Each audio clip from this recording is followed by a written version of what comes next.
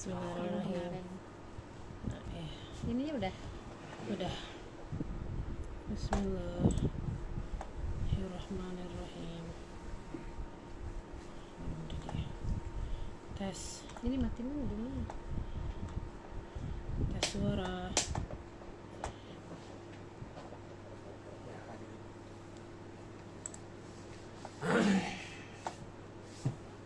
Ya, bismillahirrahmanirrahim. Kayaknya suaranya udah masuk nih, Mam.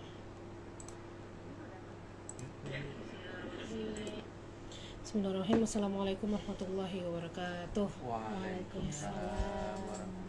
Innalhamdulillah nahmaduhu wa nasta'inu wa nastaghfiruh wa na'udzu billahi min syururi anfusina wa min sayyiati a'malina. La haula wa la quwwata illa billahil aliyyil azim.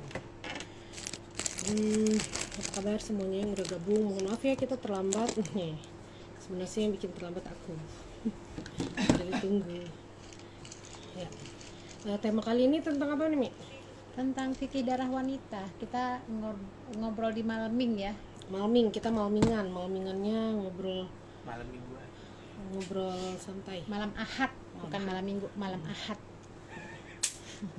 Ya, Mi, langsung aja Umi aja. Oke, bismillahirrahmanirrahim. Assalamualaikum warahmatullahi wabarakatuh, teman-teman semua yang bergabung bersama kita. Kita Najlis Bina Nu'min Sa'ah. Kita duduk sejenak beriman sesaat ya. Kita membahas tentang fikih darah wanita. Jadi gini Kak, Allah membuat aturan untuk hambanya yang perempuan ya. Jadi ada haid, ada nifas ya, kemudian itu darah ya, ada lagi tambah istihadah ya. Makanya kalau yang namanya haid itu hadza syai'un katabahullah ala banati Adam. Haid itu memang sesuatu yang sudah menjadi kodratnya. Nah, kenapa sih kita bahas-bahas tentang haid, darah gitu ya? Emang sepenting gitu amat darah dibahas? Oh, penting banget. Karena kaitannya apa? Kaitannya dengan ibadah, sholat. Kita tahu sholat kan? Itu awalu ma yuhasabul abdu ya, yaumul qiyamah tuh as-shalah. Pertama kali yang dihisab oleh Allah di hari kiamat tuh sholat. Nah kan haid kan tergantung itu, kapan haidnya, kapan berhentinya. Kadang-kadang pada bingung ya. Nah ini perlu dari awal pembahasan tentang haid itu disampaikan kepada anak-anak putri kita yang belum balik. Kira-kira usia 7 tahun ya disosialisasikan ya. Karena sekarang anak-anak itu cepet loh. Kakak dulu haidnya berapa tahun? Nggak tahu tahunnya. Berapa usia berapa? Nah itu dia kan. Mau naik kelas 6 SD. Nah cepat sekali tuh haid. Makanya perlu diberitahu karena nih hukumnya fardu ain untuk memahami tentang fikih darah wanita ini. Nah sekarang kita tahu ya bahwa hukumnya fardu ain karena kaitannya nanti dengan sholat. Nanti kalau udah menikah nanti dengan kewajiban dengan suami itu ya, itu yang wajib dipelajari sebelum balik ya. Jangan sampai ada anak-anak kita yang masih awal-awal haid ya, mungkin alasannya males mandi atau gimana, terus disuruh sholat lagi men. Nah tuh ya, padahal kita tahu ya dalam mazhab Syafi'i dan Hambali mayoritas ulama tuh jangan sampai ada yang ditinggalkan satu waktu sholat ya. Jadi misalnya gini, masuk waktu sholat zuhur misalnya, terus kan biasa deh sholatnya kan di mungkin karena kesibukan ada, atau yang namanya kan nggak selalu ada yang tepat waktu ya. Jam setelah berlalu waktu mungkin 1 jam apalah, misalnya zuhur jam 12, terus baru jam 1 baru mau sholat, ternyata haid. Apakah di waktu zuhur itu begitu saja nggak sholat, nggak dikodok? Nah para ulama, jumhur ulama tuh wajib mengkodok ya, karena sudah masuk waktunya keburu haid ya, kecuali kalau memang tidak sempat dalam waktu masuk itu untuk sholat ya. Misalnya udah masuk waktu zuhur, terus kita mau sholat nih, nunggu imamnya belum, masih sholat sunnah, tahu-tahu ada terasa ngalir. Kan kalau darah haid itu kan sailan yang mengalir dia ya. Ternyata terasa ya, kita punya perasaan ternyata haid. Tapi meskipun kadang feelingnya juga perasaan doang Ya kan periksa, pas diperiksa oh ternyata gitu ya. Nah jadi ini dinamakan haid, jadi nggak perlu dikodok ya. Jadi hukum mempelajari haid itu hukumnya wajib ya. Jadi darah wanita itu kan ada yang sifatnya hadas besar, ada yang sifatnya hadas kecil. Kalau yang hadas besar itu adalah haid, nifas, itu kalau udah selesai wajib mandi. Kalau istihadah itu tidak wajib mandi, hanya berwudu saja. Nah, jadi gini, kita mulai dari haid ya Kak ya. Iya. Haid. Jadi haid itu darah yang keluar, sailan ya, yang di waktu-waktu tertentu ada siklusnya. Nah, itu tidak disebabkan karena terluka atau penyakit, tapi memang sudah siklusnya wanita deh setiap bulan ya. Jadi ada masa-masa tertentu ya keluarnya. Nah, untuk awal pertama minimal dapat haid itu para ulama menjelaskan usianya tuh 9 tahun. Tapi 9 tahun yang tahun Hijriyah bukan tahun Masehi. Makanya kita boleh juga tuh perlu tahu usia-usia di Masehi di usia Hijriyah itu berapa tahun sih? Kan ada konversi ya, ada apa namanya? Aplikasinya ya. Coba deh. Kalau Umi mah lebih tua usianya Kak. Kalau di Hijriyah ya. Nah, kalau yang 9 tahun ini yang Hijriyah bisa jadi kalau di Masehi usia 8 tahun lebih loh. Jadi nggak usia 9 tahun. Jadi itu masa minimalnya ya, mayoritas ulama menjelaskan kapan mulai dapat haidnya. Nah, kapan berhentinya itu tidak ada batasan waktu. Ya. Usia mungkin usia 50, sekarang 56 udah mulai nggak haid ya. Mungkin ada yang usia 45, tergantung lah ya. Kalau memang tidak haid berarti tidak ya sholat terus. Ya artinya ya mungkin menopause ya. Nah, memang usia menopause itu ulama beda pandangan ya. Kalau Imam Hanafi itu usia 55, Imam Malik 70, Imam Syafi'i 62 ya, Imam Hambali 50. Nah, sekarang masalahnya yang jadi banyak pertanyaan bagi para wanita ya, itu adalah lamanya haid. Berapa sih lamanya haid?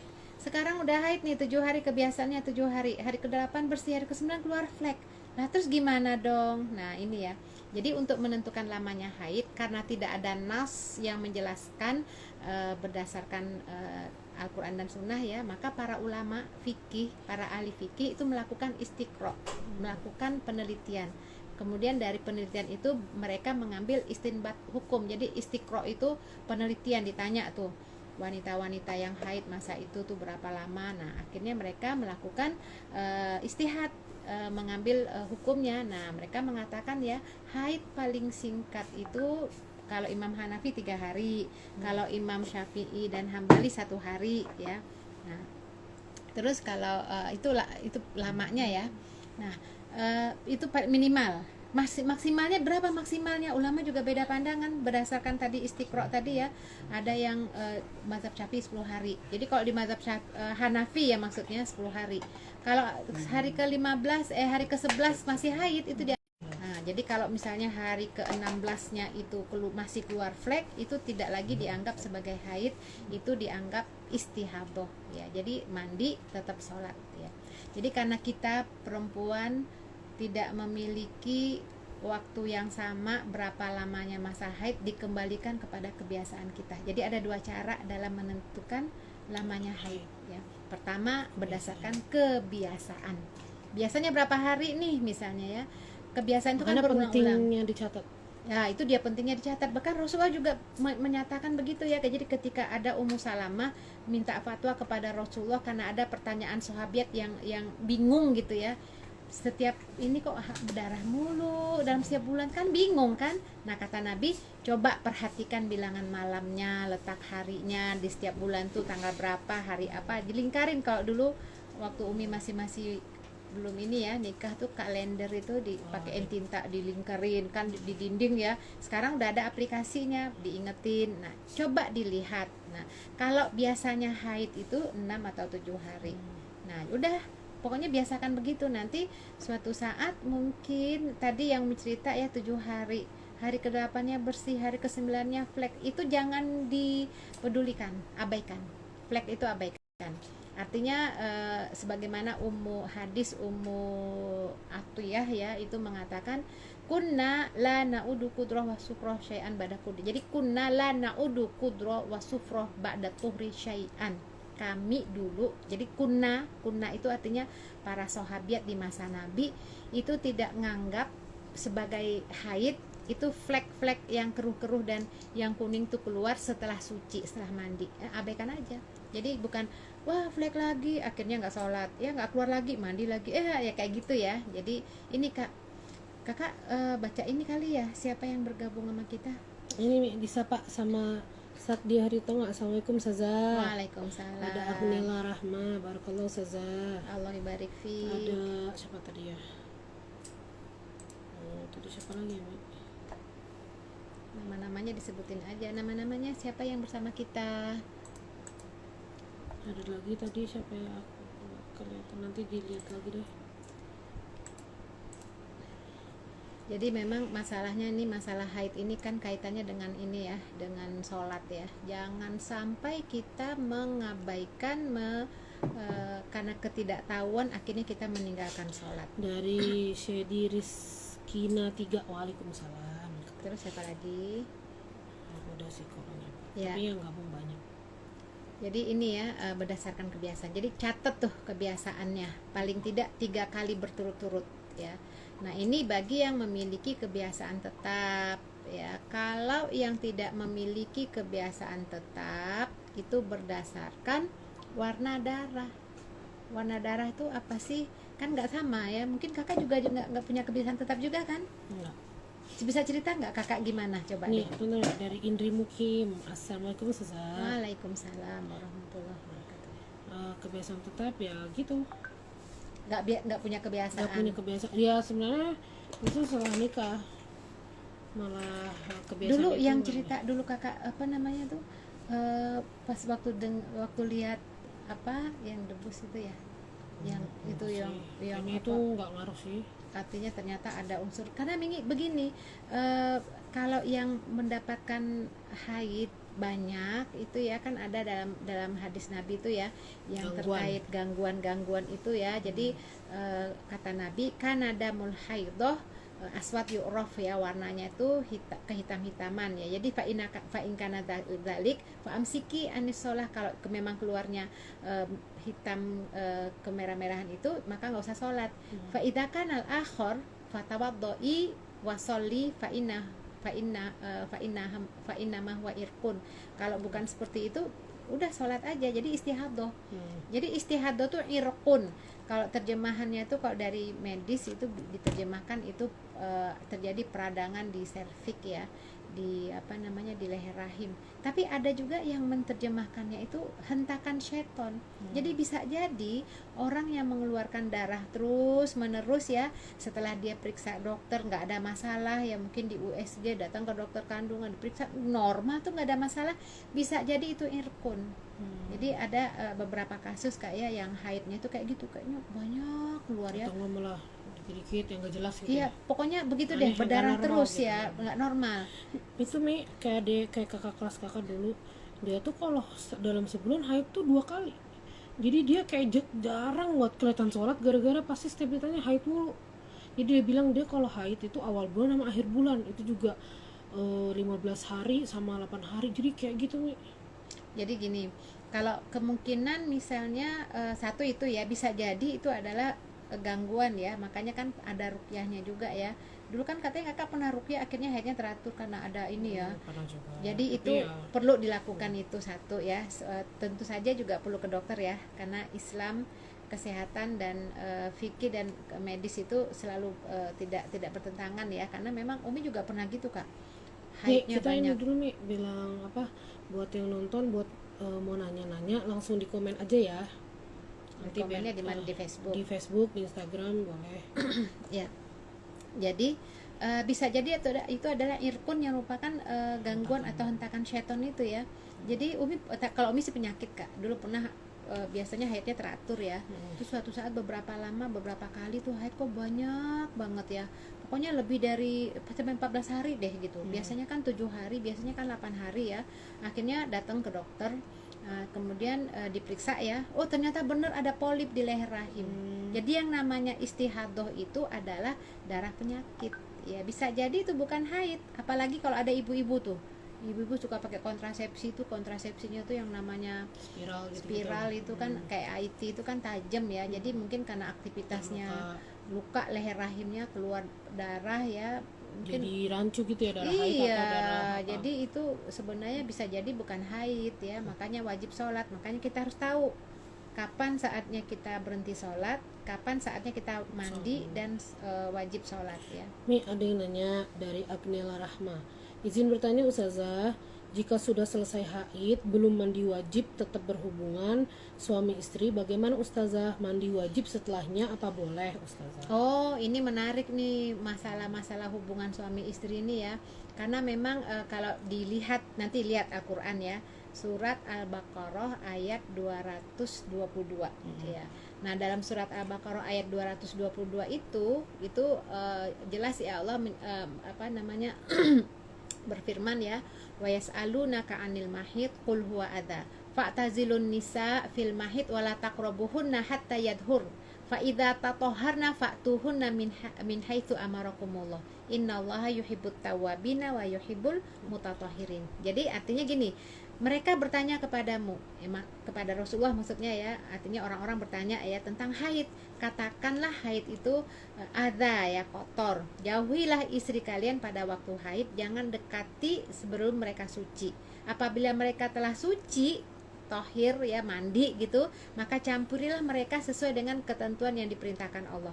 Allah suka, cinta dengan orang yang taubat dan mencintai orang yang mensucikan dirinya. Berarti Jadi suci dulu, mandi dulu iya maksudnya baru mandi dulu hubungan. baru mandi lagi. Iya, karena memang gini Gak Kak, bisa dijama. sekalian gitu ya, bukan dijamak, sekalian gitu Sekalian. mandinya, nggak bisa. Nggak boleh. Karena ada ini dalam pandangan ulama itu Kak, di masa-masa dulu itu ada sanksinya loh. Jadi kalau suami yang telanjur mencampuri istrinya yang sedang haid ya, karena ini memang masalah khilafiyah juga ya, apakah boleh atau tidaknya. Tapi kan yang mencampuri istri yang sedang masa haid itu kan beda-beda, yang masih darahnya banyak atau yang sudah berhenti darahnya kemudian belum mandi itu kan beda. Tapi intinya mereka harus bayar kafaroh ya, jadi ada yang 1 dinar, ada yang setengah dinar. Jadi ulama tuh beda pandangan. Nah sekarang siapa yang mau menghukumi ya, maka mayoritas ulama itu berpendapat ya mestinya tuh suami istri yang sudah terlanjur mencampuri istrinya yang belum bersih itu bertaubat, beristighfar dan tidak mengulangi kembali. Jadi mendingan sekarang supaya kita tidak ragu-ragu, tidak supaya kita mandi deh gitu ya, supaya tidak ragu-ragu lagi ya, tidak khawatir ya, karena ini kan di surat Al-Baqarah 222 itu kan jelas ya, jangan sampai la taqrabuhunna hatta yathur, jangan kamu campuri sampai dia bersuci. Jadi jangan ya mandi dah gitu ya, mandi aja, mandi warnanya nih suka. Ini ada dari Nandari Risti. Assalamualaikum Ustazah. Nyapa aja. Waalaikumsalam warahmatullahi wabarakatuh. Terus kakak mau nanya deh, kan kakak punya temen, dia cerita jadi haidnya itu pasti kelas 3 SD. Mana tuh Usia berapa tuh ya? Ya nggak tahu deh, SD kelas 3 tuh usia SD berapa ya? kelas 3. Intinya gini deh, Iya, dia cerita kalau usianya sebelum 9 tahun hijriyah, maka itu belum dianggap haid.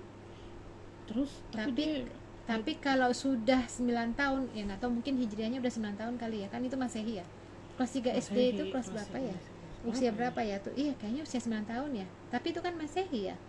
Iya Masehi. Ya berarti memang udah haid. Jadi mungkin gini, ada penonton yang punya anak usia 3 tahun biasanya berapa? Anak usia 3 tahun, anak kelas 3 tuh usia 9 berapa tahun ya? kayaknya, 9 tahun. Jadi kasihan juga ya kalau anak-anak itu tidak sedari awal dibekali dengan masalah-masalah haid ini, itu nanti dia tidak akan ya mungkin sedikit mengabaikan ya. Makanya perlu juga loh usia-usia 7 tahun gitu ya dikasih tahu Orang tuanya yang berarti harus paham dong. Iyalah, makanya untuk mempelajari dan memberitahu ini kan hukumnya wajib kan. Smi, ada yang nanya dari Indri Mukmin. Izin bertanya Ustazah, kalau kebiasaan haidnya lama, kalau kebiasaan haidnya lama nih, dia sekitar 15 hari, tapi beberapa bulan belakangan sering berhenti dulu, misal hari ke-6 tidak keluar darah sampai 3 hari, kemudian di hari ke-9 keluar darah lagi. Apakah saat tidak keluar darah yang 3 hari itu tetap sholat atau bagaimana ya Ustazah? Nah, mau ditanya nih, ini masih gadis apa sudah menikah? Kalau sudah menikah, apakah pakai kontrasepsi atau tidak? Kemudian setelah tadi masa bersih tadi itu 3 hari nggak keluar, itu setelah keluar tuh bentuk warna darahnya seperti apa? Karena di sini ada dua kan tadi cara menentukan lamanya haid ya. Pertama berdasarkan kebiasaan, kedua melihat warna darah. Jadi warna darah tuh kan awalnya kan flek ya. Terus sedikit kan banyak, kemudian dikit. Nah, coba periksa ketika bersih itu sudahkah keluar lendir putih. Makanya dalam hadis Nabi ada yang namanya kisotul baydho, itu ya, yang kisah si putih ya, pakai kayak kapas kayak apa ya, dicolek, diperiksa, kalau sudah keluar lendir putih atau bening berarti udah bersih. Meskipun nanti keluar lagi. Nah, itu dianggap istiadah, abaikan. Maksudnya diabaikan tuh berarti tetap sholat, Iya, tapi tetap sholat. dibersihkan. Iyalah, itu kan najis ya. Kalau ada itu najis dibersihkan, terus kita sholat itu. Bahkan istihadoh tuh bisa jadi orang itu berdarahnya banyak, Kak. Karena penyakit kan. Nah, itu tetap wajib sholat. Jadi sebelum sholat itu kan berwudu, bersihkan semua, terus kemudian langsung sholat. Nah, ketika keluar juga pada saat sholat itu dimaafkan. Dari Ibu Indri Mukmin tadi ngejawab anak kelas 3 SD itu sekitar 8 atau 9 tahun. Nah, makanya kakak masuk. Ya, 8 tahun. Oke, dia masuk udah seperti syarat yang Rasulullah sebutkan. Tapi gimana kan dia masih bocah banget tuh, Mi. Misalnya kalau dia ya namanya anak kecil kan, dia mencuri. Misal mencuri itu kayak ngambil tanpa izin atau melakukan dosa-dosa kecil yang berlaku pada orang yang sudah balik gitu, itu gimana hukumnya? Jadi ini Kak ya, ini kan kita ini bahas pembahasannya akil dan balik ya. Jadi memang perlu menjadi perhatian besar bagi orang tua ya, karena kalau anak sudah balik dia harus mestinya akil. Akil itu kan artinya memahami dan menyadari apa yang dia lakukan. Nah, sekarang ini permasalahan terbesar kita adalah banyak yang sudah balik tapi belum akil. Ya, jadi dia udah balik ya, yang ditandai dengan haid, mimpi, tapi dia akil, artinya belum akil. Sholat masih nggak ada kesadaran, masih suka melakukan perbuatan yang itu dosa kalau dilakukan. Kan kalau udah akil balik itu kan semua jadi mukallaf ya, artinya dia mendapatkan taklif, beban syariat yang harus dia kerjakan. Kalau nggak dikerjakan berdosa, yang wajib ya, kalau dia tinggalkan tentu dia berdosa, kalau dikerjakan wajib dia berpahala ya. Nah, ini tugas kita semua, orang tua terutama ya. Jadi anak-anak yang sudah balik, yang sudah akil, harus diberikan kesadaran dan pemahaman. Betul, bahwa pentingnya. Jadi kalau dia berbuat maksiat, tanggung jawabnya. Tanggung jawabnya bukan orang tua lagi ya, Mi. Iya, cuman orang tua bertanggung jawab kalau dia tidak ngasih tahu anaknya. Orang tua tetap dapat dosanya kalau mengabaikan. Betul. Terus ini Mi, ada yang nanya, dari nadia.ipd.1981. Assalamualaikum Bu Ustazah. Acara ini bagus sekali. Apakah nanti ada rekamannya di YouTube? Karena teman-teman tidak semua punya IG. Jazakillah khairan. Di YouTube juga lagi live juga, Bu. Kalau ada yang mau ikutan lihat, langsung aja di Herlini Amran. Lagi live juga kok di YouTube, cuman kita kalau di YouTube nggak bisa bacain komen karena komennya cuman kita bisa lihat di Facebook sama IG aja itu ya, Bu. Jadi ini apa, kita ngadain acara ini sebenarnya untuk ya serius tapi santai, tapi mudah-mudahan bermanfaat buat yang lain ya, untuk memediasi permasalahan-permasalahan yang ada ya. Terus ini Mi, tadi dari yang Ibu siapa Mi? Tadi Ibu Indri Mukim. Tadi beliau bilang sudah menikah, tidak pakai kontrasepsi kok. Warna darah merah sangat dikenali itu darah haid. Tapi udah dijawab ya tadi ya, Bu. Oh gitu ya. Iya. Oh, iya. Jadi beliau udah menikah, jadi bukan sebelum gadis. Dan nggak pakai ya, intinya 15 hari itu ya. Nah, sekarang mungkin pertanyaannya gini, bagaimana hukum masa suci di antara dua haid? Misalnya haidnya 8 hari atau 10 hari. Hari kelima bersih. Terus kemudian hari ke-6-nya haid lagi. Maka para ulama menyebutkan masa suci di antara masa-masa haid itu di apik itu masih haid. Terus dari ada Nandari Risti. Ustazah, biasanya sebelum haid itu ada flek coklat, tapi nanti baru keluar darah 3 hari setelah flek. Jadi yang flek 3 hari sebelum haid itu kita wajib sholat tidak ya? Oh ya, jadi gini, kan tadi masa minimal haid kan 1 hari ya, apa menurut mazhab Syafi'i dan Hambali. Jadi kalau dalam 1 hari itu, misalnya kita fleknya pagi, kemudian keluar haid banyaknya itu malam, maka flek yang pertama keluar di pagi itu sudah dianggap haid. Tapi kalau jaraknya sampai 24 jam kan 1 hari ya, fleknya sekarang apalagi 3 hari ya, itu tidak Belum. dianggap haid, belum, tetap wajib sholat ya. Cuman flek haid coklat itu cuma menandakan oh ini Sebentar lagi sebentar aba-aba lagi ya. aba-aba. Tapi kalau gitu Mi, kalau misalnya misalnya 3 jam setelah flek haid, nah itunya dihitung haid ya? Ya jangankan 3 jam Kak, dalam 1 hari Tapi aja. kan masalah waktu sholatnya, anggaplah Jadi misalnya gini. dia coklat di asar, baru keluar haidnya tuh pas lagi jam ya udah maghrib gitu. Ya, jadi ini kan berdasarkan kebiasaan ya. Jadi kan kita perhatikanlah kebiasaan di hari pertama, bulan pertama, kedua, ketiga. Kan biasanya setiap orang tuh kan berubah ya tergantung hormonnya ya. Nah, misalkan nih, biasanya tuh kalau keluar flek pagi terus malam baru haid banyak ya, maka flek di pagi itu dianggap haid. Nah, itu biasanya begitu. Ternyata sekarang luar biasa. Sekarang pagi keluar flek, ditunggu sampai malam nggak haid juga tuh. Besok paginya nggak juga tuh, baru keluarnya besoknya lagi, berarti udah lebih dari 24 jam ya. Maka kalau yang kayak begitu, flek yang pertama itu tidak dianggap sebagai darah haid. Lah terus gimana dong, nggak sholat tuh zuhur, asar, maghrib, isya, subuh misalnya gitu ya, itu dikodok aja ya, karena ketidaktahuan itu disebut. Jadi itu adalah dikodok aja itu ya. Di kapan kodoknya ya, ketika kita menyadari mungkin subuh nggak keluar ya, dari kemarinnya nggak keluar, ditunggu-tunggu, kita kodok aja ya sholat yang kita tinggalkan, seperti itu Kak. Oke, Mi, sebentar ya. Ini di komen ininya ya Bu, link YouTube-nya. Oke. Nah, terus ada lagi Mi. Dari Esther_Hardi_Karunia. Assalamualaikum Umi, semoga sehat-sehat ya Umi dan keluarga. Amin. Ada lagi di sini.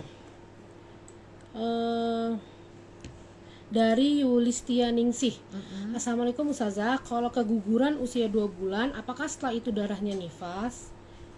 Keguguran ya, setelah 2 bulan. 2 bulan. Keguguran usia 2 bulan. Kalau 2 bulan, apakah setelah itu darahnya nifas? ke 2 bulan itu berarti usia kandungannya itu berapa hari itu? 60 hari ya? 2 bulan 60 hari ya? 60 hari Iya. Jadi begini, ini kan terkait dengan masalah nifas. Ini memang para ulama ini berbeda pandangan ya. Artinya apakah darah yang keluar pada saat 80 hari keguguran ya, itu di usia kandungan 80 hari, kecuali kan 60 hari berarti kan di bawahnya ya, itu apakah disebut darah nifas atau tidak? Ini para ulama berbeda pandangan ya, karena berdasarkan hadis Nabi itu ya, bahwa penciptaan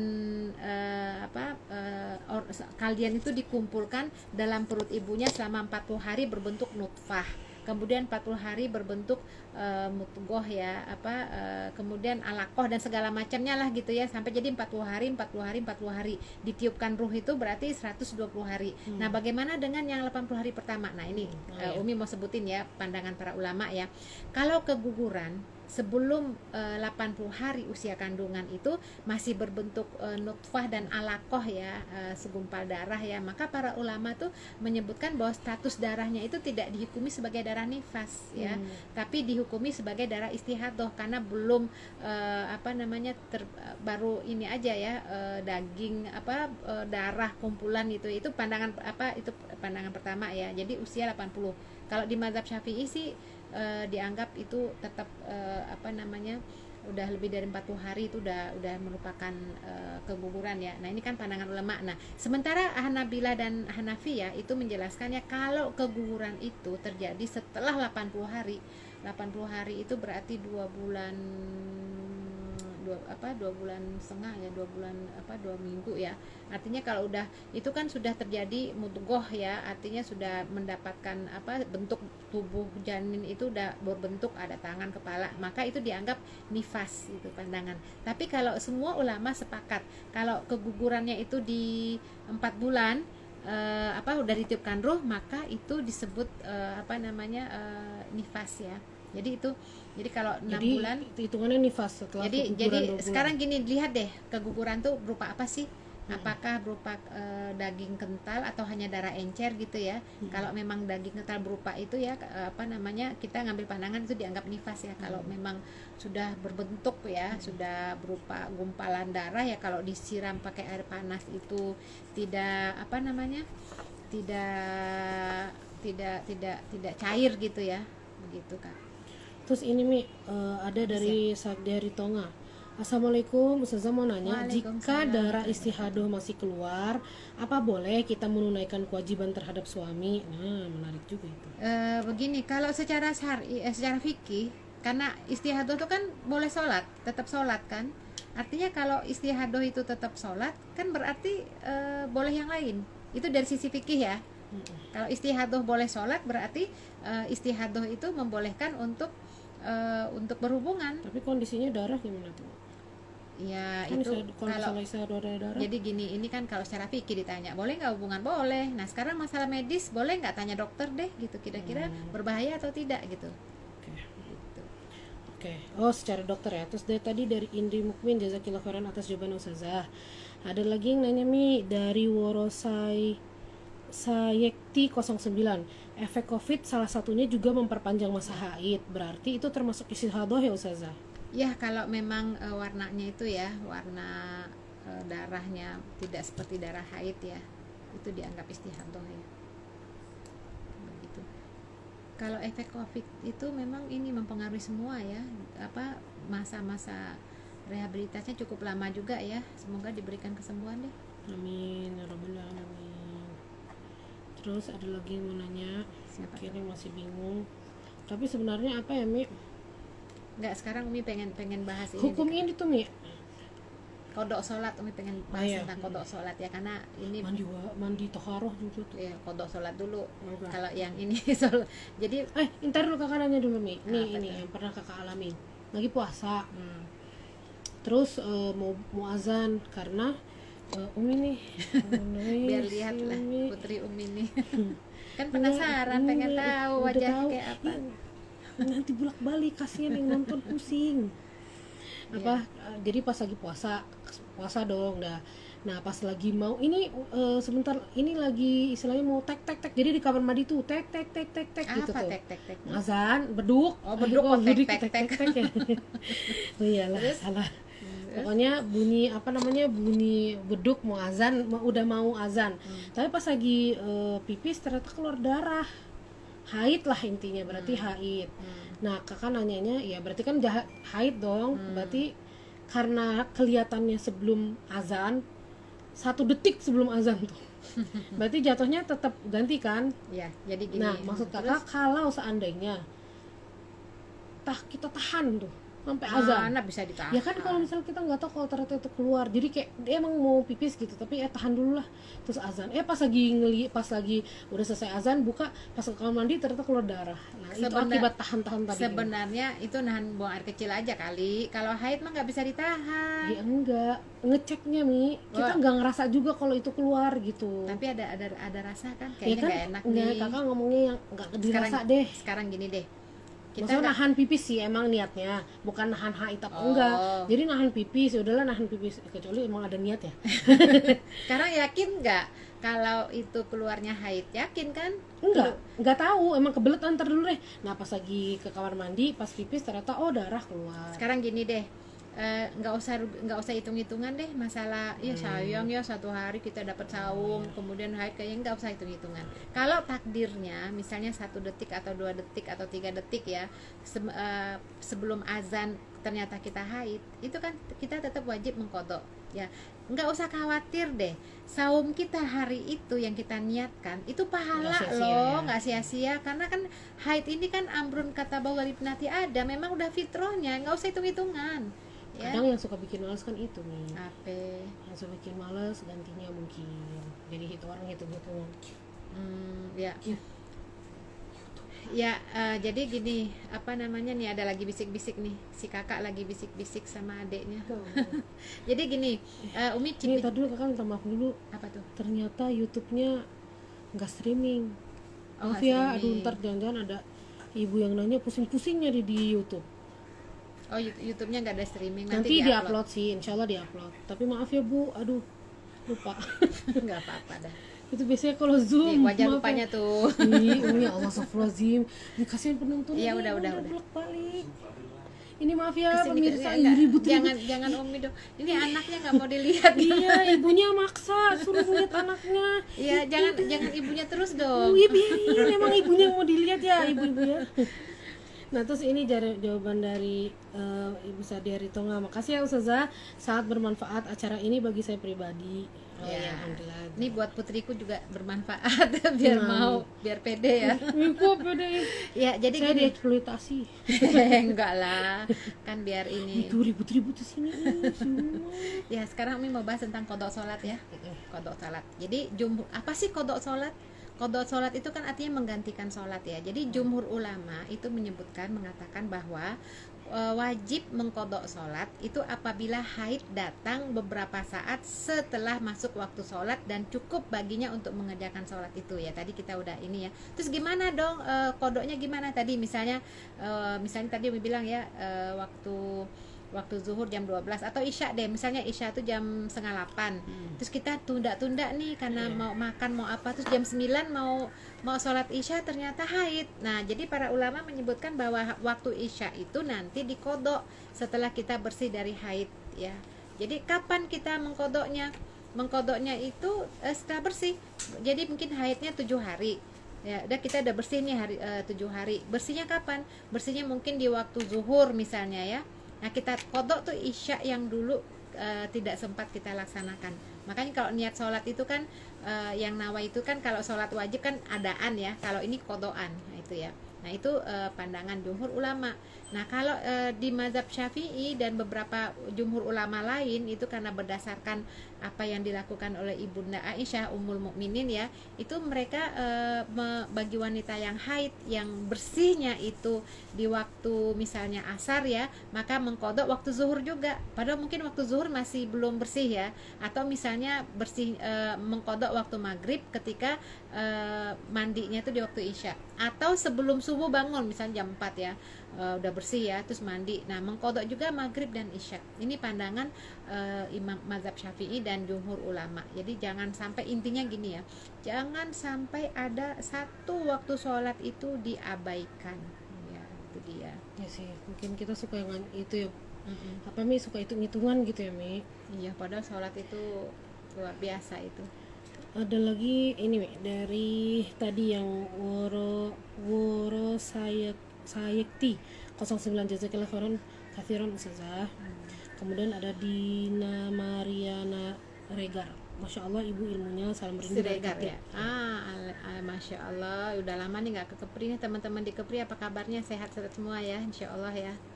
Masya Allah. Terus ada yang mau ditanya lagi? Itu mengenai ini ya, mengenai apa? Nah, Mi, mandi toharo deh katanya. mandi. Soalnya ya kan ya biasa ya kalau fikih kan pasti mazhabnya atau pendapatnya banyak.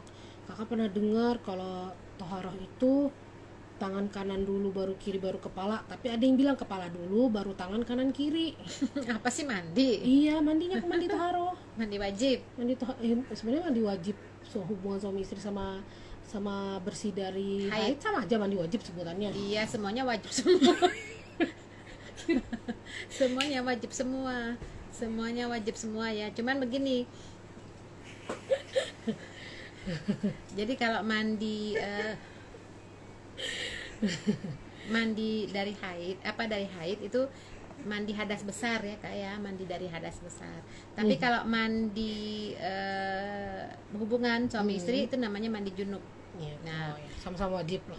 ya, wajib lah semuanya wajib mandi ya. Terus itu kan caranya dua-duanya sama nih. Apa dulu sih? Jadi gini, memang secara bahasa ya, al-ghuslu mandi itu kalau secara definisinya itu adalah menyiram air dari kepala sampai kaki seluruhnya rata dengan air, itu namanya mandi. Dengan niat itu udah selesai. Tapi bagaimana yang Rasulullah lakukan?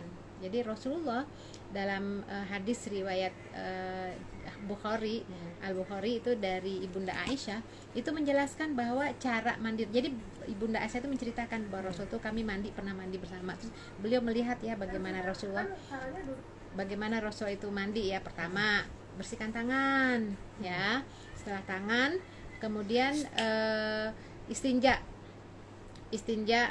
bersihkan kemaluan ya. Ini kan jadi tadi apa, tangan ya, tangan, kemaluan. stepnya sama kan sama junub maupun Ya sama ini sama kan, ya, ya. sama ya. Kemudian setelah itu berwudu. Berwudu. Nah, ada beberapa riwayat itu kakinya belakangan. Jadi Iya, wudu iya. kayak kita mau wudu. Nah, Cuman kaki enggak. kalau dulu kan nggak ada shower ya, kan adanya Kendi. ember gitu ya, wadah gitu ya, ina gitu ya. Jadi begitu. Nah, kemudian setelah berwudu menyiram air ke kepala ini jadi kepala lebih dulu 3 kali yang rata. Hmm. Tapi kan dulu kepala kan ini udah wudu, udah diwuduin. Ya beda nih, maksud kakak diguyur gitu. Oh iya, kepala Nanti kepala dulu kan, soalnya kakak kepala dari dulu tuh ngamalinnya kanan dulu bahu, baru kepala kiri dulu. baru kepala, soalnya Kepala gitu. dulu. Baru setelah dengar dari Umi kepala dulu, jadi kayak ada teman juga yang bilang emang biasanya kanan dulu bahu Iya, gitu loh. karena setelah kepala kanan kiri. Iya bukan, dia kanan dulu bahu, Oh, kiri baru ya kepala. mungkin beliau ada ini, tapi Umi berdasarkan hadis Bukhari yang diriwayatkan oleh Ibunda Aisyah bahwa beliau melihat Rasul tuh mandi seperti itu, mandi junub Berarti ya. kepala dulu Kepala. 3 kali, bahu kanan 3 kali. Jadi tangan, arah tangan, kanan arah bukan kanan, bahu bukan ya, bahu ya, kanan arah yang 3 kali, rata, kemudian kiri ke kiri 3 yang kali. rata. Nanti tadi kalau kakinya ditangguhkan terakhir kaki. Nah, mandi yang seperti ini dengan niat tadi ya untuk menghilangkan hadas besar itu sudah selesai mandinya, artinya udah bersih. Nah sekarang kan ada yang bertanya, apakah setelah mandi harus berwudu lagi? Kan suka nanya gitu ya.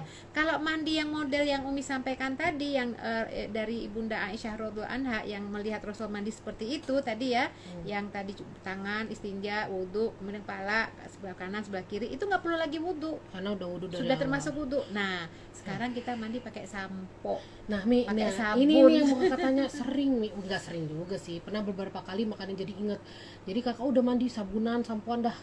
Lupa mandi gerakan kepala itu gitu loh, Mi. Jadi meskipun kita udah sampoan, udah sabunan, tetap karena kita lupa mandi sunnah gerakan mandi wajibnya. Sebenarnya ngulang lagi. gini, sebenarnya sih kalau aturan-aturan itu sebenarnya tidak diatur detail ya, karena kalau ada orang rumahnya di pinggir sungai misalnya, dia mau berenang sekalian mandi wajib ya, dia niatin aja dari cemplung ya, niat dia sengaja mandi. Tapi kan bisa ada ember, ada gayung. Enggak harus begitu. Jadi kan yang namanya mandi itu kan membasahi seluruh tubuh dengan air, yang penting ada niat ya. Artinya kan seperti itu ya. Tapi yang Rasulullah lihat, maksudnya yang Ibunda Aisyah lihat dari Rasulullah mandinya seperti itu. Nah sekarang kan kita ada shower itu kan dari atas mancung. Nah ini kakak lupanya gitu, jadi udah sabunan sampoan dulu, lupa gerakannya. Ya sebenarnya masalah gerakan itu yang penting niat. Wudhunya juga lupa. Ya wudhunya terakhir Maksudnya aja. lupa kalau itu mau mandi wajib gitu. Iya, kalau nggak ada niatnya dianggap itu loh Kak. Mi mau punya niat pas di dalam kamar mandi beraktivitas yang lain dulu terus lupa. Niatnya lupa. Ya, niatnya di luar kan, udah niat pokoknya nanti kalau mandi. Enggak, niatnya itu pada saat mandi kita akan mengerjakan dalam hati aja. Sekarang gini Kak, ini cerita nih ya, ini penting juga nih buat ibu-ibu yang punya anak laki-laki ya, perjaka-perjaka nih ya. Bisa jadi dia dalam keadaan junub sepanjang masa loh. Nauzubillah, karena nggak tahu cara ini. Jadi gini, bisa jadi nauzubillah ya, di kamar mandi itu mereka masturbasi, nauzubillah. Ya, artinya kan ini kan kita fair aja nih. Karena dalam penelitian tuh 99% tuh remaja sekarang itu melakukan masturbasi onani ya. Ya ini kan kita bicara begini kan penting masalah toharoh ya. Nah, mungkin dia lagi mandi-mandi terus dia onani ya, masturbasi, terus dia mandi aja, dia nggak pakai niat. Ya walaupun dia mandi ribuan kali, karena mandinya nggak pakai niat, itu dalam keadaan junub sepanjang masa, sholatnya nggak diterima. Makanya niat itu penting. Ya Allah, nauzubillah. Mi, ini ada yang nanya dari nadia.ipd.1981. Izin bertanya Ustazah, untuk qada salat isya berarti dikerjakan setelah salat fardu dengan waktu bebas ya? Misal qada salat isya tadi dicontohkan bisa di waktu zuhur. Terima kasih Ustazah. Oh iya benar. Jadi yang namanya qada itu bisa di waktu kapan kita punya kesempatan dan bisa untuk sholat, itu qada ya. Termasuk kodok yang bukan karena haid, misalnya kodok ketiduran, kan ketiduran juga ada kodok. Ya. Misalnya gini, subuh tapi tetap subuh nggak kodok tuh, kodok juga. Misalnya gini, ya ada tuh orang subuh telat, ya udah karena telat, ya udah telat, padahal harusnya diganti kan. Iya harus dikodok, kapanpun kan. Iya kapan dia bangun. Misal gini, tapi ada yang bilang juga kodok itu di waktu yang sama. Enggak, jadi gini misalkan ada orang yang keluar pulang dari daerah, sampai di rumahnya tuh jam 4 ya, karena capek sekali ya, terus ketiduran, dia bangunnya jam 10 siang ya, kan belum subuh tuh. Maka dia ketika bangun segera berwudu dan qadha subuh. Nah, jadi harus ditunaikan gitu ya. Cepat. Ya harus ditunaikan lah segera. Oke, terus ada lagi nih yang nanya, Purnama Wahab. Assalamualaikum Ustazah. Salam, ini Mau dari nanya, Kepri nih, dari Lingga ya, Mbak Purnama ya. jika kita baru tahu tentang qada sholat itu, sementara mungkin banyak sholat fardu yang ditinggalkan, bagaimana cara mengqadanya Ustazah? Ya, jadi ini menarik nih Kak. Memang para ulama berbeda pandangan ya. Orang yang lalai sholatnya dari dulu, baru sadar sekarang, apakah dia wajib mengkodok sholatnya yang lalu itu? Nah, pandangan jumhur ulama wajib, apalagi di mazhab Syafi'i ya wajib tuh. Jadi gimana mengkodoknya? Banyak banget. Ya dicicil aja deh. Fattakullah mastata'tum. Bertakwalah kepada Allah sesuai dengan kemampuan kita, sebatas maksimal ya. Jadi ya kalau memang bisa memungkinkan setiap waktu sholat kita kodok ya, subuh 2 kali, zuhur 2 kali, terus saja ya, intinya ada keinginan kita untuk mengkodok dan kita bertobat kepada Allah atas kelalaian kita masa lalu, seperti itu. Tapi ada juga yang sekaligus Kak. Umi pernah nemuin juga tuh di waktu lagi umroh tuh, dia sholat terus. Waktu zuhur misalnya udah selesai berjamaah dengan imam, terus sholat lagi, sholat lagi, terus sholat banyak amat tuh, sholat apaan ya, kodok dulu banyak meninggal. Itu artinya boleh, itu pandangan jumhur ya. Tapi ada juga sebagian kecil ulama mengatakan ya nggak perlu lah, karena udah banyak nggak kehitung, tobat nasuha aja, banyak aja lah sholat sunnah. Itu ada juga seperti itu. Oke, terus ini Mi, ada lagi dari Aditya Adaris 10. Ustazah, saya izin bertanya, kalau setiap keramas boleh tidak diniatkan sekalian mandi besar, mandi junub atau mandi tobat? Mandi tobat Mandi itu tobat mandi tuh apa ada. ya? Ya kalau Sholat adanya tobat sholat katanya. tobat ya. Kalau mandi tobat itu mandi wajib itu ya, ada sebabnya mandi wajib. Karena sudah selesai haid, karena sudah selesai nifas misalnya ya, karena setelah berhubungan suami istri, atau keluar mimpi ya, atau keluar air mani ya, atau masuk Islam, itu yang wajib mandi. Nah kalau yang mandi tobat itu kayaknya baru denger deh ya, mandi tobat ya. Kalau ada yang sholat tobat ya. Nah apakah kita kalau mau keramas ya nggak apa-apa, di bismillah aja, di kita mandi sunnah, karena mandi itu kan mandi wajib ya. Yang disunahkan mandi itu hari Jumat masuk Mekah. Jadi ada mandi sunnah. Intinya gini aja deh, kalau setiap mandi kita jangan lupa baca basmalah ya. Itu kan kegiatan aktivitas kita, selama kita mulai dengan basmalah itu insya Allah disitulah keberkahan hadir ya. Jadi kalau untuk mandi sunnah udah ada jelas ya, mandi di hari Jumat, mandi sunnah itu masuk ke ke tanah suci, itu mandi sunnah. Jadi kalau kita setiap keramas baca basmalah aja, bismillah ya. Kemudian jangan lupa juga kalau mau nih lagi mandi, kita mohon kepada Allah agar digugurkan semua dosa-dosa yang pernah dilakukan oleh tubuh kita. Sama kayak wudhu kan, wudhu itu kan juga kan yang sempurna wudhunya tuh keluarlah dosa-dosa sampai dari jemari tangannya. Maka kita bisa juga lagi wudhu ya, sambil itu menunjukkan kehusyukan ya, agar Allah ampuni semua dosa-dosa yang pernah diperbuat oleh tubuh kita. Mandi juga begitu ya, Allah gugurkanlah semua dosa-dosa yang pernah kita perbuat sengaja atau tidak sengaja, seperti itu. Ada dari Gusti Uti. Assalamualaikum Ustazah, kapan ke Batam lagi? Warahmatullah. Kapan-kapan insya Allah didoakan dah, mudah-mudahan suatu saat ya bisa silaturahmi ke sana, ke Batam. Dulunya tinggal di Batam bolak-balik dulu ya. Sekarang ketemunya lewat online. Siapa lagi nih ya? Terus gini, kita bahas tentang ini Kak, yang darah yang keluar sesaat menjelang melahirkan.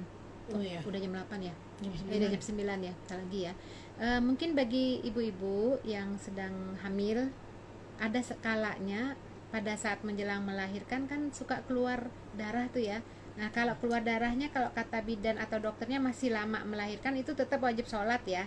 Tapi maksud darah yang keluar sesaat menjelang melahirkan ini kalau yang memang sudah ada pembukaan, kemudian dokternya tidak membolehkan untuk pulang, tetap berbaring di tempat tidur gitu ya, sudah ada pembukaan berapa gitu ya, maka Imam Malik, Syafi'i dan Hambali. Terlepas dari apa itu nama darahnya atau fleknya itu ya, keluar darah itu apakah namanya darah haid atau nifas, intinya itu sholat sudah tidak wajib lagi.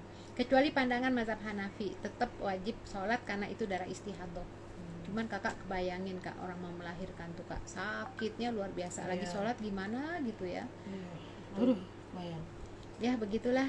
Terus ini Mi, bagaimana kalau seandainya pada saat berhubungan haid baru keluar, apakah iya? Jadi gini, nggak Terus, tahu kan? ya nggak tahu lah, awalnya kan ya belum haid, terus pas lagi berhubungan keluar darah, apakah berhenti atau lanjut? Emang tahu? Ya kan habis itu keluar darah. Oh, misalnya sudah kelihatan. selesai. Enggak, belum. Kalau tahu itu darah haid pada saat sedang melakukannya berhenti.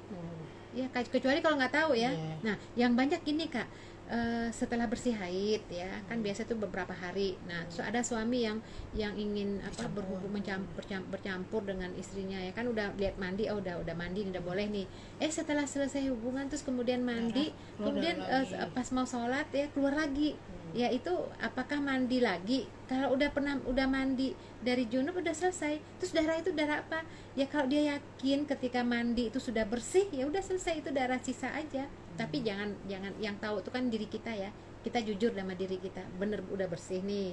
Tapi terus kalau orang nggak teratur tuh gimana Mi? Yang kadang kebiasaannya ya mungkin kayak kakak ya, dulu kebiasaan ya sampai 15 hari itu pernah tuh Mi, yang misalnya setahun tuh kalau haid tuh 15 hari lah gitu, minim maksimal. Tapi itu juga kadang masih ada istihadahnya gitu. Jadi kalau lu udah 15 ya udah Mandi langsung. Tapi nanti di tahun berikutnya 10, ntar 10 hari gitu. Tahun berikutnya ke 8 sampai kayak sekarang tuh paling 6, 8. Nah, itu gimana? Jadi tuh? gini kak, kebiasaan haid itu nggak lihat tahun-tahun ya. Enggak Mi, kan ketidakteraturan gitu. Kadang ya gitu, kadang jadi 15, gini, kadang 10, kadang dilihat 8. itu nggak ada masalah sih, nggak teratur tuh nggak ada masalah. Enggak. Cuman untuk Sholatnya, menentukan mandinya iya, kan. iya. Sekarang gini, kalau kita keluar lagi. sekarang gini, lihat terakhir darah yang keluar tuh sudah ada belum bening atau Putih, cairan putih. Itu aja tandanya. Oh, iya, iya. Jadi kalau misalnya 6 hari kemudian periksa ya, masih udah ini nih, udah lendir putih nih, bening nih ya gitu ya. Baru. Ya udah mandi, bismillah mandi. Udah sholat, ya keluar lagi, udah itu dianggap sisa. Sebagaimana tadi hadis Ummu Atiyah ya. Ya kak, kayaknya udah ini ya. Ada lagi ini dari ini Mi, dari Aditya, dari 10. Masya Allah, jazakillah khairan Ustazah, barakallahu fikum. Tadi kan Allah kita ibarik telat 15 menit. Enggak 15 menit. Iya, telat 15 menit. Iya ya. Mungkin kalau ada yang masih nanya lagi silakan, tapi kalau enggak kayak kita tutup lah. Kita tutup Iya. aja. Intinya gini deh. Insya Allah ditayang ya, setelah ini ada tayangannya di YouTube. Artinya gini, ini penting banget kita memeriksa, memahami, mengetahui siklus haid kita. Ini kaitannya dengan ibadah sholat. Ibadah sholat ini adalah ibadah yang sangat penting. Ibadah sholat ini nggak boleh diabaikan, tidak boleh disepelekan. Jadi masalah kapan kita haid, kapan kita berhenti terus kita tahu, supaya tidak masuk ke dalam kategori melalaikan sholat. Itu saja sih sebenarnya sebagai kesimpulan kenapa kita harus mempelajari darah wanita ini. Termasuk nifas. Nifas itu paling lama itu hanya 40 hari. An-nufasa fi ahdi Rasulillah SAW, itu kalau dalam beberapa hadis dari sahabat, yang nifas di masa Rasul itu hanya berhenti tidak sholat itu hanya 40 hari ya. Setelah 40 hari masih juga keluar flek apa darah gitu ya, itu dianggap istihadah. Ya memang mazhab Syafi'i 60 hari, tapi itu mungkin diiringi dengan haid, kan ada yang orang udah habis nifas langsung haid ya. Jadi itu sebenarnya kita bahas darah ini karena itu ya, karena sholat, kewajiban kita semua. Udah kan? Oke, kayaknya Ditutup udah. ya? Jazakumullah khairan kasiran buat semua pendengar. Mudah-mudahan kita buat yang mendengarkan dan Umi yang ngisi sama-sama bagi kita bagi ilmu sharing ya, sharing ngobrol. Dia ngobrol supaya mendapatkan Rumah ya Allah, jangan. Iya udah penutupan. begitu. Ini si kakak nih nggak mau dilihat gimana ya, kan penasaran juga Ih, nih. makanya jangan dibikin penasaran. Mudah-mudahan dapat pahala, mudah-mudahan sama-sama obrolan malam minggu. Oh entar masih ada yang nanya, malam minggunya bermanfaat. Jadi kita malam minggunya berpahala insyaallah. Tuh ini terakhir mungkin ya dari Purnama Wahab. Ustazah jazakillah jawabannya tadi. Mau nanya lagi, tadi menyinggung masalah melahirkan. Ketika sudah keluar air, entah ketuban entah air apa, tapi merembes ke celana, sudah bolak-balik membatalkan sholat karena wudhu ulang, karena semakin sering airnya keluar dari kemaluan, bolehkah tetap sholat meski ketika sholat airnya keluar? Ya, Mbak Pur, gini, kalau lagi itu kan lagi kondisi ini ya, hamil tua ya, keluar ketuban. Jadi itu dimaafkan ya kalau memang ada kesulitan-kesulitan apa. Jadi kalau memang sulit sholatnya itu sempurna, itu boleh duduk. Ya, artinya ini kan dalam kondisi sakit ya, artinya bahkan kadang-kadang biasanya tuh kalau bidan atau dokter ada yang sudah keluar ketuban nggak boleh banyak jalan, takut nanti kehabisan itu ya, maka duduk. Nah pada saat itu apakah boleh sholat karena keluar terus, itu dimaafkan. Jadi boleh Insya Allah insya Allah dimaafkan keluarnya gitu. Sama kayak orang sakit juga Kak, misalnya apa, banyak tuh ibu-ibu yang suka keluar kencing Oh, iya. itu dianggap seperti istihadah ya. Ya, saya sebagai moderator mohon maaf ya kalau misalnya ada yang menyinggung atau apa bercanda atau obrolan ini itu menyinggung. tentang darah putih di nifas, itu termasuk darah nifas juga nggak darah putih? Emang Dari Bintu Walid, Bismillah Ustazah, afwan izin bertanya tentang darah putih di nifas, itu termasuk darah nifas juga? kalau putih mah bukan darah ya. Jadi kalau ke orang tua dulu kan suka gitu, itu darah putih. Yang namanya darah tuh namanya merah. Kalau yang sudah nggak keluar, jadi masa nifas tercepat ya itu tidak ada hitungannya ya, artinya kalau bersih sebelum 40 hari ya udah bersih, mandi. Nah tapi kalau lebih dari 40 hari dianggap istihadah. Bahkan qila katanya Ibunda Fatimah, Sayyidah Fatimah itu masa nifasnya 1 hari 1 malam ya. Jadi kalau darah putih itu bukan darah putih kali ya, itu bukan darah ya. Jadi yang kaitannya itu adalah dihitungnya itu merah ya. Nah, jadi kalau sudah tidak keluar lagi merah warna nifasnya, maka itu dianggap sudah bersih, mandi ya. Jadi nggak ada darah putih ya Kak. Gitu. Oke. Dari Im Dadang, syukran Umi. Dari Lim Dadang, syukran Umi. Dari Purnama Wahab, masya Allah bermanfaat sekali acara ini. Syukran Ustazah. Ya Mbak Pur sehat ya. Salam buat teman-teman di sana. Oke. Purnama. Kayaknya kita close ya, closing nih. Syukron sudah menemani malam Kira-kira kita. next week nih, Doa kepada majelis. Oh iya, sebelum penutupan kita istighfar sama-sama sebanyak-banyaknya ya. Astagfirullahaladzim. Astagfirullahaladzim. Doa penutup majelis. Subhanakallahumma Subhanakallahumma wa bihamdika bihamdika asyhadu an la ilaha illa anta astaghfiruka wa atubu ilaik. Nextnya insyaallah kita boleh ini ya Mam, konsultasi keluarga ya. Assalamualaikum Assalamualaikum warahmatullahi warahmatullahi wabarakatuh. wabarakatuh.